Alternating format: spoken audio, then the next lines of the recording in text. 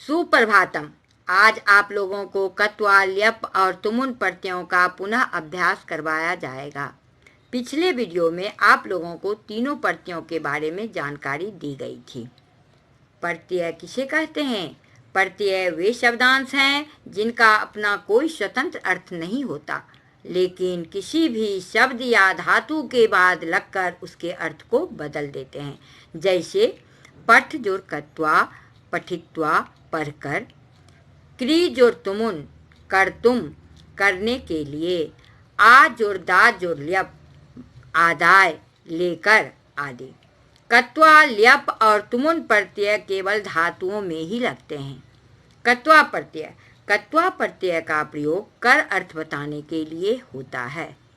यह हमेशा पूर्वकालिक क्रियाओं के साथ होता है। इस प्रत्यय से बने शब्द अव्यय होते हैं। धातुओं के साथ कत्वा प्रत्यय लगाने पर उसमें से केवल त्वा जुड़ता है और कौ हलंत का लोप हो जाता है। जैसे पठ जोर कत्वा, पठित्वा, खाद जोर कत्वा बराबर खादित्वा, गम जोर कत्वा, गत्वा, जाकर। ल्यप प्रत्यय का प्रयोग कर अर्थ में होता है। यह पूर्वकालिक क्रियाओं के साथ होता है। यह प्रत्यय हमेशा उपसर्ग युक्त धातुओं के साथ होता है। इस प्रत्यय से बने शब्द अव्यय होते हैं। आ जोर गम जोर ल्यप, आगम में या आगत्य, आकर। उप जोर गम जोर ल्यप, उपगम में, पास जाकर। आ जोर दा जोर ल्यप, आदाय, लेकर। आ जोर नी जोर ल्यप, आनीय, लाकर।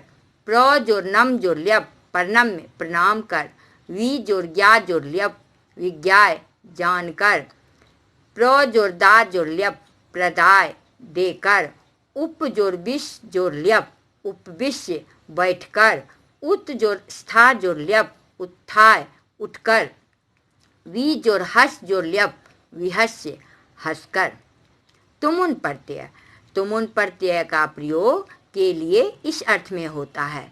इस प्रत्यय में तुम शेष बचता है। इस प्रत्यय से बने शब्द अव्यय होते हैं।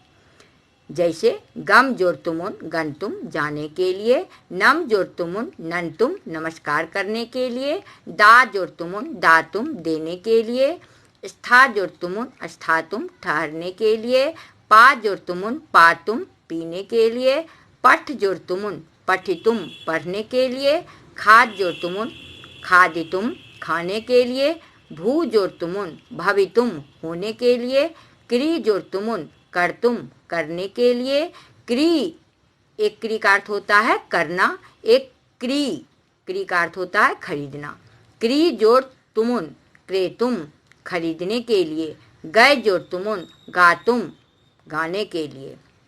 इस धातु के योग में भी तुमुन प्रत्यय का प्रयोग होता है। जैसे मैं पढ़ना चाहती हूँ, अहम पठितुम इच्छामि।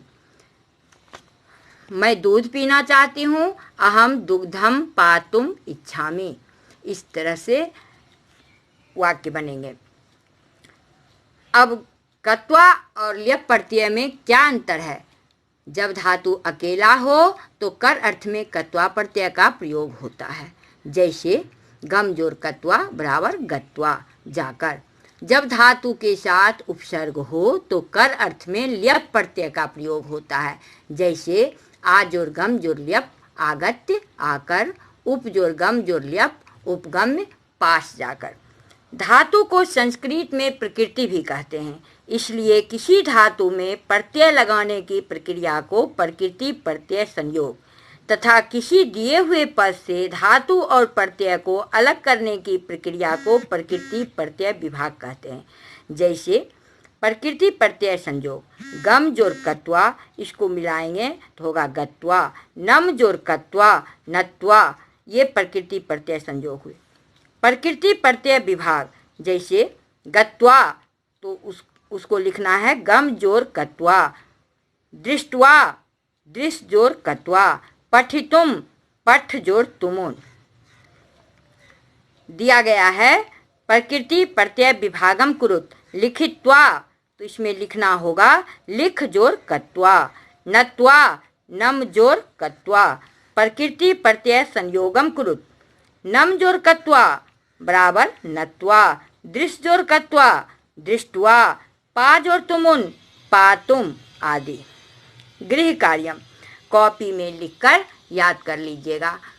धन्यवाद।